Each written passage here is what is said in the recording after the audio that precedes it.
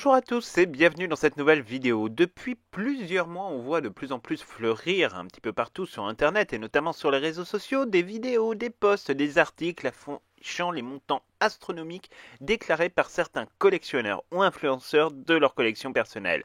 Tout est bon pour afficher des montants toujours plus hauts, pour faire baver d'envie les spectateurs quelque peu interloqués la plupart du temps de cette débauche de moyens. Bref, vous l'aurez compris, c'est le grand déballage. Cette mode, ou plutôt cette trend comme ils disent sur les réseaux sociaux, pousse beaucoup de gens à se poser la question véritable de leur collection. C'est bien naturel, c'est la logique d'Internet et des influenceurs de pousser le spectateur devenu consommateur à se comparer toujours avec les personnes qu'ils idolâtrent. Loin de nous l'envie, on vous le dit tout de suite, de rentrer dans cette logique étrange qui consisterait à vous lancer à la figure des chiffres inventés de toutes pièces ou des montants toujours plus élevés pour se lancer dans une course absolument malsaine avec des influenceurs qui préfèrent le buzz au contenu de fond tout en critiquant d'ailleurs toujours la personne qui les nourrit, à savoir J.K. Rowling.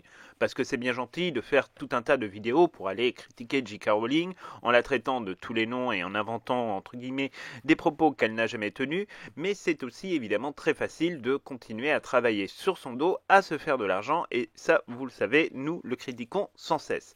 Parce que, en effet, tout en se drapant dans une espèce de dignité absolument mal placée et particulièrement hypocrite vis-à-vis de l'auteur de l'œuvre qui les nourrit depuis tant d'années, ces influenceurs n'hésitent quand même pas à mettre en avant des produits aussi issus de partenariats bien juteux et se vantent ensuite d'une prétendue richesse.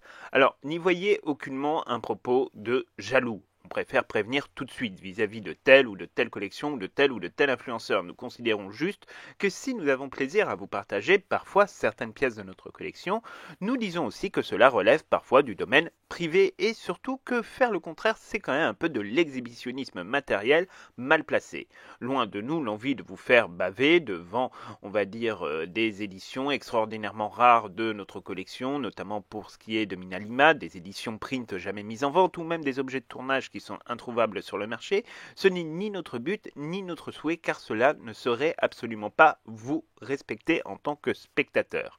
De plus, nous trouvons franchement très déplacé de chiffrer quelque part sa collection, puisque pour notre part, ça ne nous viendrait pas vraiment à l'idée, car cela serait un peu comme si on envisageait à terme de vendre cette collection que l'on met souvent de très nombreuses années, voire des décennies, à construire. Ce serait donc quand même un petit peu étrange. Alors, beaucoup de collectionneurs construisent en effet de véritables musées pour ensuite les revendre. Ça a toujours été comme ça dans tous les milieux de collectionneurs en lien avec la pop culture, c'est une habitude. Franchement, là-dessus, rien à redire. Pour notre part, on ne pourrait franchement pas imaginer une seule seconde se séparer de quoi que ce soit. Ce serait trop douloureux et probablement catastrophique pour nous. On trouve donc cette mode franchement un peu étrange. Et pour vous donner peut-être un petit exemple personnel, nous avons découvert récemment que malheureusement dans notre collection de baguettes, une boîte, notamment la boîte de la baguette d'Arthur Weasley, avait été abîmée, peut-être dans un déménagement, peut-être en rangeant notre vitrine et notre collection. Et très sincèrement, ça nous a fait très mal au cœur, et même cette boîte, on a mis beaucoup de temps à la jeter, même si on a racheté effectivement pour la boîte pour avoir la signature de Mark Williams, l'interprète d'Arthur Weasley au cinéma. C'est vrai que ça a été pour nous véritablement un crève-cœur. Donc ça vous dit un petit peu l'attachement personnel qu'on a pour notre collection. En effet, donc cette trend, qui dépasse d'ailleurs vraiment les dimensions de Harry Potter, vous aurez la même chose sur Star Wars par exemple, est absolument malsaine. Mais ça va nous permettre évidemment de faire un point sur les vraies valeurs des collections et sur la manière d'ailleurs d'estimer correctement la valeur de votre propre collection, sans faire d'erreur et sans non plus d'ailleurs se faire véritablement d'illusions. Soyons honnêtes, aujourd'hui le prix des collections, généralement avancées, correspond la plupart du temps à des chiffres totalement fantaisistes. Il faut savoir qu'il y a plusieurs manières d'évaluer sa collection. On peut en imaginer grosso modo 4. Il y a celle qui consiste à se référer à la valeur d'achat, celle qui consiste à estimer une valeur selon les prix du temps vus sur Vinted ou autres et donc qui sont liés à la spéculation, celle qui consiste à établir un prix juste et non spéculatif, et la pire serait celle probablement mise en œuvre si on demandait par exemple à un commissaire-priseur de se pencher sur une collection Harry Potter. Nous allons tenter de vous emmener dans cet univers très particulier et donc de tirer un certain nombre d'enseignements. On va commencer évidemment par celle qu'en réalité vous côtoyez le plus sur les réseaux sociaux, à savoir celle de la valeur d'achat. En effet, c'est nécessairement la méthode de calcul et d'évaluation qui sera la plus favorable au collectionneur et qui flattera autant son ego que ça lui permettra de briller en société, puisque quand on n'a pas grand chose à dire, il faut évidemment passer par ce biais-là. En effet, il est vrai que Tout objet de collection, qu'il s'agisse d'une simple baguette ou d'édition collector de livres ou de DVD par exemple, sont généralement vendus au prix fort. C'est le fameux prix d'achat. Ainsi, une personne qui aurait par exemple une centaine de baguettes pourrait être tentée de faire un calcul en multipliant ce chiffre par un prix d'achat de 35 € en moyenne. 35 €, on dit, c'est un prix moyen sans rentrer dans les détails, des boîtes Ollivander, des boîtes personnages, etc.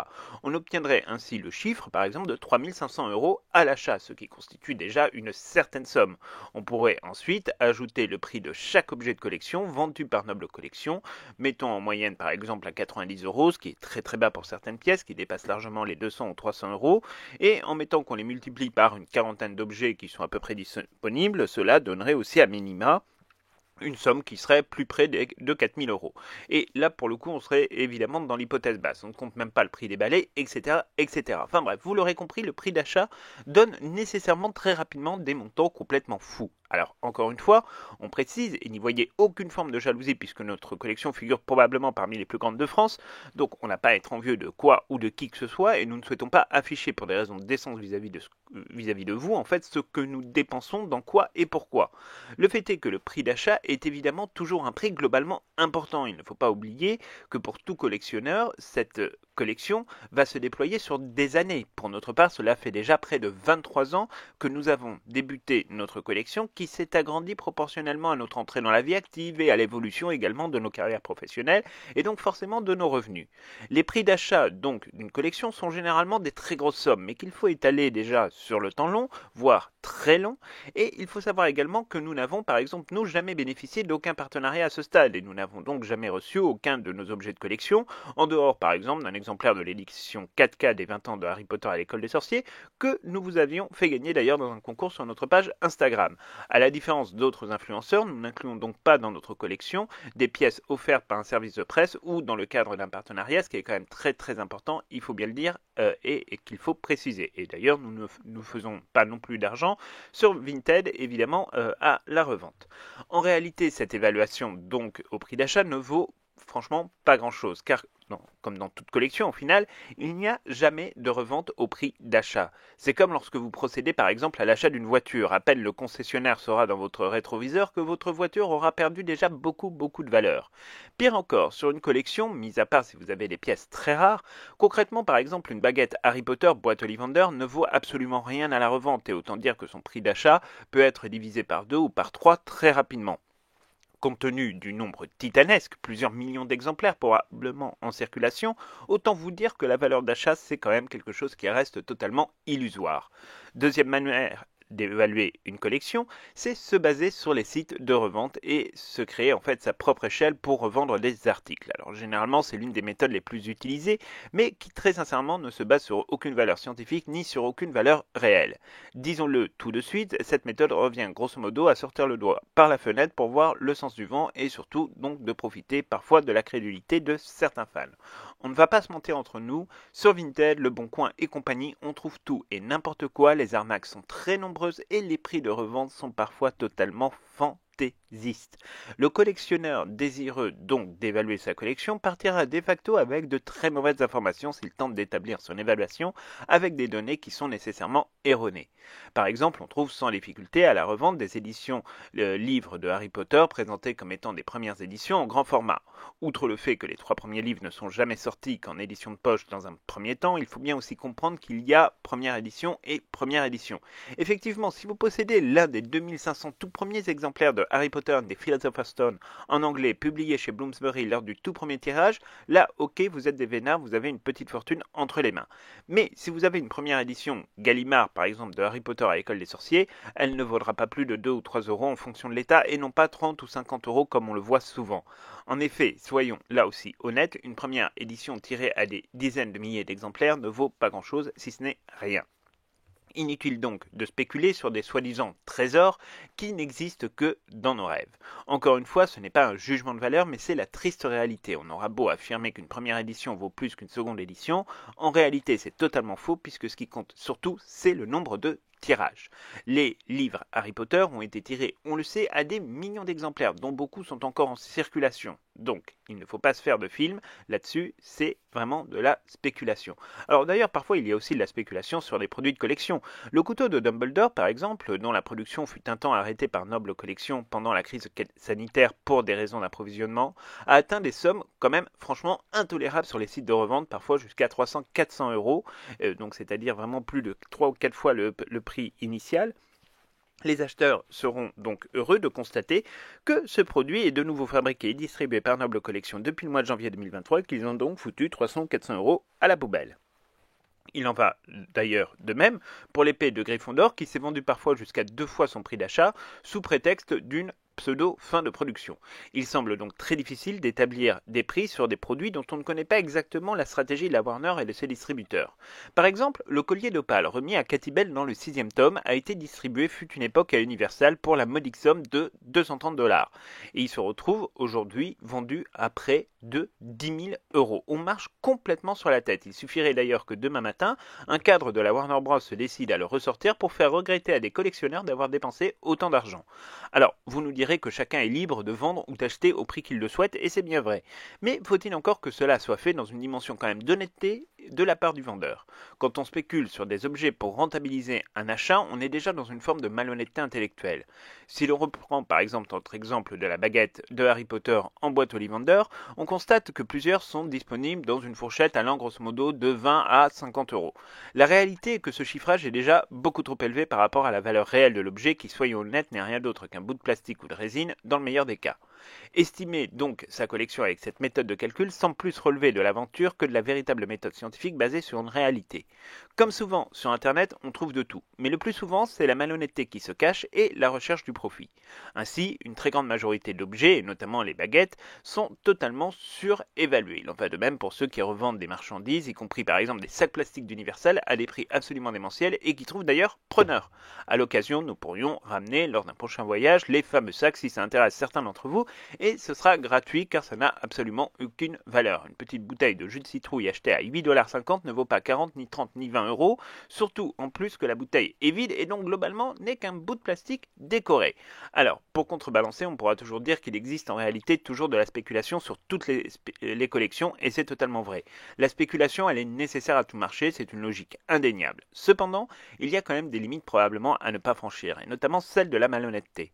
Alors souvent, les acheteurs se font avoir par un certain prestige d'un objet, entre guillemets. Le marché, par exemple, des objets dédicacés est extraordinairement révélateur des problématiques en la matière. Prenons par exemple une baguette qui serait dédicacée par l'interprète de Luna Lovegood ou par celle de Ginny Weasley. Beaucoup viendront vous dire que cette baguette dédicacée vaut une petite fortune car ils additionnent généralement 3 facteurs, le prix d'achat de la baguette, le prix de l'achat de l'autographe et une troisième part qui oscille entre la spéculation et le sentimentalisme. C'est là où généralement l'erreur est faite. Considérant le fait que 90% des acteurs de Harry Potter, surtout les plus jeunes, passent leur temps à faire des conventions à travers la planète, les autographes ne sont donc pas franchement rares du tout, voire sont même devenus très communs et ne valent donc en réalité absolument pas grand-chose, d'autant que les carrières de ces derniers sont souvent quand même restées relativement sur des petits niveaux. Il est évident qu'un objet dédicacé par un des acteurs les plus seniors est rarement visible, voire qui serait décédé, et surtout par exemple qui ne fait pas de convention, peut valoir effectivement une petite somme d'argent. Mais pour ce qui concerne des acteurs que l'on voit régulièrement, autant dire que le prix réel à la revente demeure finalement assez faible. Après, certains objets qui peuvent être dédicacés par plusieurs acteurs peuvent en effet, au fur et à mesure, prendre de la valeur. Mais là aussi, de très nombreuses données rentrent en considération, allant de la qualité de la signature à sa taille, en passant par l'origine de l'objet, etc., etc. Bref, il existe 50 000 données à prendre en considération et qui bien souvent ne sont pas prises en considération par les vendeurs ou par les youtubeurs qui vous balancent des chiffres à la tête. D'où une méfiance quand même extraordinaire à avoir vis-à-vis de toute offre et vis-à-vis de tout bien que l'on peut trouver sur Internet. Et donc, il faut se poser les bonne question. Autre manière d'estimer sa collection, et c'est peut-être la plus honnête, c'est d'accepter que notre collection a plus une valeur sentimentale qu'une valeur pécuniaire et qu'au final c'est tout ce qui compte. Alors en effet, ça ne fait pas nécessairement autant de bien à l'ego, mais ne vaut-il pas mieux être heureux de voir sa collection petit à petit s'agrandir plutôt que de se baser sur des chiffres qui en réalité n'existent pas et de s'inventer finalement un peu une vie. En fait, c'est un peu comme ce que nous vous disions sur les conventions. Il ne faut jamais s'inventer une vie et ne jamais perdre de vue les réalités d'un système qui n'a pas été conçu pour vous faire gagner de l'argent, mais pour en dépenser. De notre point de vue, c'est aucunement un souci, mais il faut bien le prendre en considération pour être tout à fait franc, aussi bien avec soi-même qu'avec les personnes éventuellement qui peuvent vous faire l'honneur de vous écouter sur les réseaux sociaux ou ailleurs. Pour réussir à estimer votre collection dans ces conditions, il faut faire preuve de réalisme, rien de plus compliqué évidemment. Il suffit juste de considérer qu'aucun objet ne vaut la moitié du prix d'achat pour peu qu'il est sorti par exemple chez Ciné Replica ou Noble Collection. Le nombre d'exemplaires est tellement démentiel qu'en réalité tout cela ne vaut pas grand chose. Alors on nous dira oui, mais il y a les éditions de Nimbus 2000 et les éditions de l'Éclair de Feu à 10 000 exemplaires mondiaux en édition limitée. En réalité, là aussi, il faut savoir qu'on peut difficilement considérer une édition limitée comme étant limitée quand il y a 10 000 exemplaires en circulation et que nous en sommes à la 4e ou 5e édition de cet objet. En soi, là aussi, la valeur n'est pas du tout comparable à celle du prix d'achat. Pour notre part, nous préférons de très très loin ajouter une valeur sentimentale à notre collection et nous en tenir à cette dimension-là. Alors oui, on ne vous annoncera pas une collection à 50, 60 ou 100 000 euros, évidemment, on s'en fiche. En réalité, on préfère d'ailleurs pour notre santé mentale ne même pas se poser la question de savoir combien on peut dépenser pour notre collection. Ce qui nous intéresse surtout et vraiment, c'est les souvenirs, la manière dont on a galéré pour obtenir certaines pièces rares et non pas pour nous regarder dans un miroir en flattant un ego mal dimensionné et surtout très mal placé. Alors, après, on va quand même vous parler de la dernière possibilité pour estimer une collection, peut-être la plus cruelle de toutes. Faire appel à un commissaire-priseur qui pourra faire une estimation très précise de ce que vaut une collection. Autant vous dire tout de suite que le verdict sera cruel dans 98% des cas. Une baguette ne sera pas estimée au-delà des 2 ou 3 euros et même des prints Minalima ne dépasseront pas quelques dizaines d'euros au grand maximum pour les plus chers. Pour les prints standards, ce sera aux alentours des 10-20 euros peut-être avec un peu de chance, mais c'est même pas sûr. Ce constat est très rude, mais c'est la réalité, car en plus il faut quand même rajouter la dimension qui nous ramène au fait que les commissaires de justice ne connaissent pas nécessairement le marché des collections Harry Potter, en dehors peut-être de quelques livres et des dédicaces de personnalités comme J.K. Rowling. Ils ne peuvent pas tout connaître évidemment, mais par contre ont l'œil pour repérer ce qui vaut de l'argent et ce qui ne vaut pas grand-chose et ne mérite probablement même pas d'être estimé, ce qui généralement sera le cas de 90 à 95% d'une collection. Devant ce constat, il faut donc bien toujours tenir compte de la différence entre la fiction et la réalité en se posant les bonnes questions et surtout en restant bien les pieds ancrés sur terre. Il faut pour cela être sûr et certain de ne pas s'inventer d'histoire et de toujours prendre en considération qu'une collection, c'est avant tout quelque chose que l'on fait par plaisir, par passion et non par appât du gain et pour en tirer un quelconque bénéfice financier ou une quelconque gloire qui n'existe pas, car ne nous y trompons pas, plus on parle d'argent, plus généralement on a une idée derrière la tête et ça généralement c'est assez peu avouable. Bref, vous l'aurez compris, une collection ça s'estime d'abord avec le cœur et puis après si vraiment on y tient avec les yeux, mais très rarement avec le porte-monnaie. Il demeure important de ne pas se laisser donc impressionner par des chiffres ou par des quantités astronomiques, tout cela ne veut rien dire. En dehors du côté sentimental, peu d'objets Harry Potter ont une véritable valeur, le savoir ça permet de garder les pieds sur terre, mais ça permet aussi et surtout de vivre sa passion de manière plus saine. Donc, vous l'aurez compris, évidemment, quand on vous balance des chiffres, etc., n'y croyez pas nécessairement parce que il faut bien se rendre compte que le marché des collections, c'est un marché quand même qui est très complexe à estimer et que généralement, on aime bien s'inventer des vies. Et ça, c'est le principe, évidemment, vous l'aurez compris, des réseaux sociaux. Donc, c'est tout pour cette vidéo. On espère vraiment qu'elle vous aura plu. N'hésitez pas à nous laisser un petit commentaire pour nous dire ce que vous en avez pensé. Nous, ça nous intéresse toujours de pouvoir en discuter. Et donc, on se retrouve dès la semaine prochaine pour reparler évidemment du monde magique, de Harry Potter, mais aussi de toute l'actualité de J.K. Rowling. À très bientôt.